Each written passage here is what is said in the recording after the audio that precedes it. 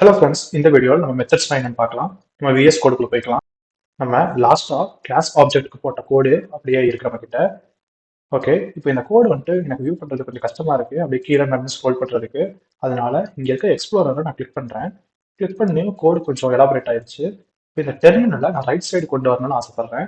அப்போ வந்துட்டு கீழே இருக்க கோடு எனக்கு கொஞ்சம் ஈஸியாக வந்துட்டு வியூ ஆகும். இந்த டெர்மினலில் வச்சு ரைட் கிளிக் பண்ணி பேனர் பொசிஷன் அழுத்தி ரைட் அழுத்திட்டீங்கன்னா இந்த மாதிரி ரைட் சைடு போயிடும்.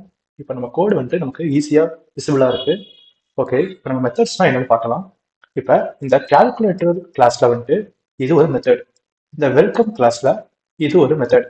மெத்தட்ல டிஃப்ரெண்ட் டைப்ஸ் இருக்கு. இது வந்துட்டு மெயின் மெத்தட். இது வந்துட்டு ஒரு நார்மல் மெத்தட். இந்த நார்மல் மெத்தட்லயே வந்துட்டு நம்ம இங்க இன்ட் யூஸ் பண்ணியிருக்கோம். இன்ட் யூஸ் பண்ணாம நம்மளால நிறைய யூஸ் பண்ண முடியும். Like string, double, float, byte, இந்த மாதிரி நம்ம வந்துட்டு நிறைய டேட்டா டைப்ஸ் யூஸ் பண்ண முடியும். நம்ம இந்த ஓல்டு மெத்தட்ஸ்லாம் வந்து ரிமூவ் பண்ணிட்டு ஃபர்ஸ்ட்ல இருந்து மெத்தட்ஸ்லாம் என்னன்னு பார்க்கலாம்.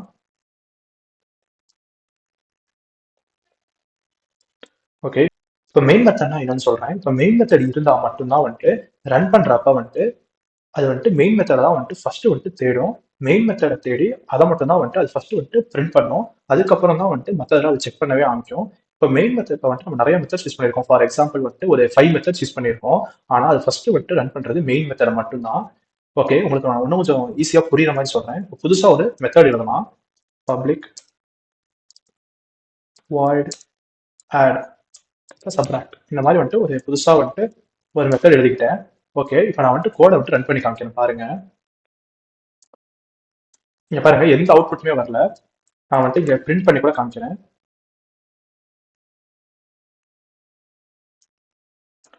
ஹாய்னு பிரிண்ட் பண்றேன், அதுவும் வராது பாருங்க. இங்க பாருங்க, இங்க இருக்க இந்த சப்ன்ற மெத்தடை இது கணக்குலயே வச்சுக்கல. ஏன்னா வந்துட்டு மெயின் மெத்தடை மட்டும்தான் இது கணக்குல வச்சு அதை மட்டும்தான் வந்துட்டு இது ரன் பண்ணும். இப்போ வந்துட்டு நமக்கு வந்துட்டு இந்த சப்ன்ற மெத்தட் வந்துட்டு ரன் ஆகணும் அப்படின்னு ஆசைப்பட்டா இந்த மெயின் மெத்தடுக்குள்ளதான் வந்துட்டு அந்த சப்ன்ற மெத்தடை நம்ம வந்துட்டு கால் பண்ணணும். அப்படி பண்றதுக்கு வந்துட்டு நமக்கு ஒரு ஆப்ஜெக்ட் தேவை. இந்த கால்குலேட்டரை வச்சு நம்ம வந்துட்டு ஆப்ஜெக்ட் கிரியேட் பண்ண முடியும். அதாவது கிளாஸை வச்சு ஆப்ஜெக்ட் கிரியேட் பண்ண முடியும். ஓபிஜின்னு வச்சுக்கலாம். Object equal to new calculator, இது வந்துட்டு ஒரு ஆப்ஜெக்ட். இப்போ நம்ம இந்த மெத்தட் ஆக்சஸ் பண்ணணும்னா இந்த கிளாஸை வச்சு தான் இந்த மெத்தட் ஆக்சஸ் பண்ண முடியும். இந்த கிளாஸை தான் வந்துட்டு கால்குலேட்டர் நான் டிஃபைன் பண்ணியிருக்கேன். இந்த இடத்துல டிஃபைன் பண்ணி இந்த ஆப்ஜெக்டை வச்சு இப்போ நான் இந்த சப்பை வந்துட்டு எடுத்து யூஸ் பண்ண போறேன். ஓகே, இப்போ நான் ரன் பண்ணி காமிக்கிறேன். இப்போ வந்துட்டு எனக்கு வந்துட்டு அந்த சப்புக்குள்ள இருக்கிறது எல்லாம் பிரிண்ட் ஆகும். பாருங்க பாருங்க, ஹாய் எனக்கு பிரிண்ட் ஆகிருக்கு. இப்போ நான் வாய்டுன்னு வந்துட்டு இந்த மெத்தடை கிரியேட் பண்ணியிருக்கேன். வாய்டுனா வந்துட்டு அந்த ரிட்டர்ன் டைப் எதுவுமே இல்லைன்னு அர்த்தம். இப்போ நான் இங்கே ரிட்டர்ன் அடிக்கிறேன், ரிட்டர்ன் 0. இந்த மாதிரி படிச்சா இங்கே எரர் அடிக்கும். ஏன்னா வாய்டுன்னு கொடுக்குறப்ப நம்ம எதையுமே ரிட்டர்ன் பண்ணக்கூடாது. இப்போ நான் அந்த வாய்டு ரிட்டர்ன் தூக்கிடுறேன். இப்போ இன்னொரு மெத்தட் கிரியேட் பண்ணி காமிக்கிறேன். Public int add. இப்போ இந்த மெத்தடுக்குள்ள நான் வந்துட்டு system dot out dot print போடுறேன்.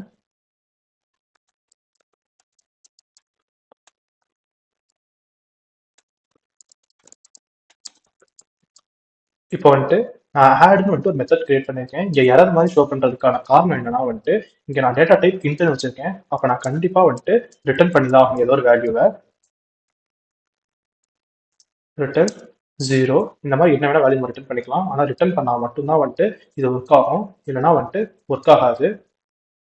இங்கே ஏதோ எரர் அடிக்குது, ஒரே நிமிஷம் என்னன்னு பார்க்குறேன்.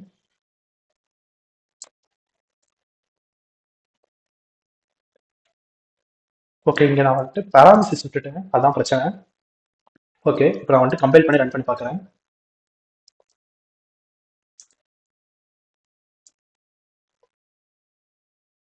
ஓகே, இப்பயும் ஹாய்னு தான் வந்திருக்கு. அதுக்கு காரணம் என்னன்னா வந்துட்டு நான் ஆட்ன்ற மெத்தடை வந்துட்டு இங்கே நான் யூஸ் பண்ணவே இல்லை.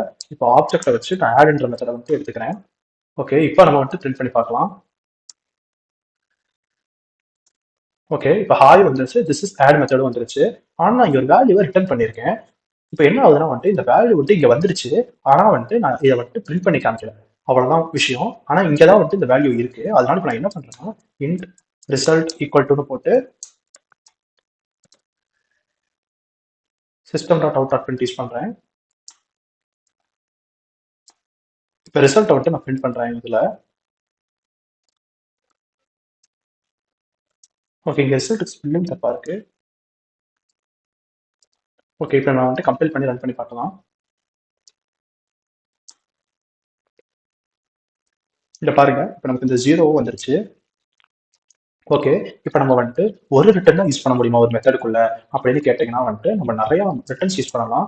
ஃபார் எக்ஸாம்பிள் இப்போ நான் வந்துட்டு ஒரு ரிட்டர்ன் யூஸ் பண்ணி காமிக்கிறேன். ரிட்டர்ன் 1 அப்படின்னு கொடுத்துக்கிறேன். இப்போ வந்துட்டு ஒரு கண்டிஷனுக்குள்ள இது எழுதணும், ஸ்ட்ரைட்டா வந்துட்டு எழுதக்கூடாது ரிட்டர்னு. இப்போ வந்துட்டு ட்ரூ ட்ரூன்னு இருந்தா ஓகே, இப்போ எரர் அடிக்கல பாருங்க. இந்த மாதிரி ஒரு கண்டிஷனுக்குள்ள வந்துட்டு நம்ம ரிட்டர்ன் எழுதும் போது எரர் அடிக்காது. கண்டிஷன் லூப்பிங் இந்த மாதிரி நம்ம அதுக்குள்ள வந்துட்டு ரிட்டர்ன் பண்ணிக்கலாம், பிரச்சனை இல்லை.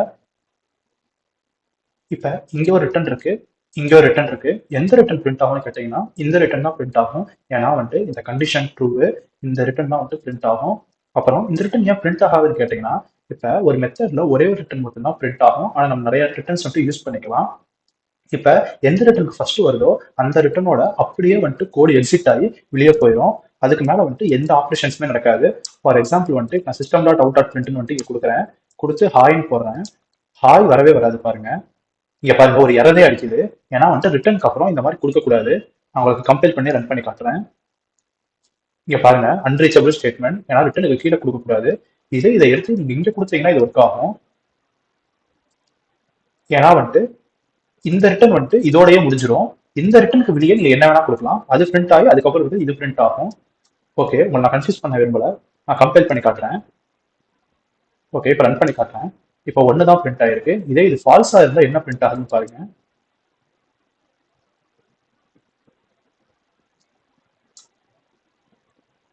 இங்க பாருங்க 0 தான் பிரிண்ட் ஆயிருக்கு. இவ்வளவுதான் வந்துட்டு மெத்தட்ஸ்னா. உங்களுக்கு இந்த வீடியோ புரிஞ்சிருக்கும் நான் நம்புறேன். Thank you, bye bye.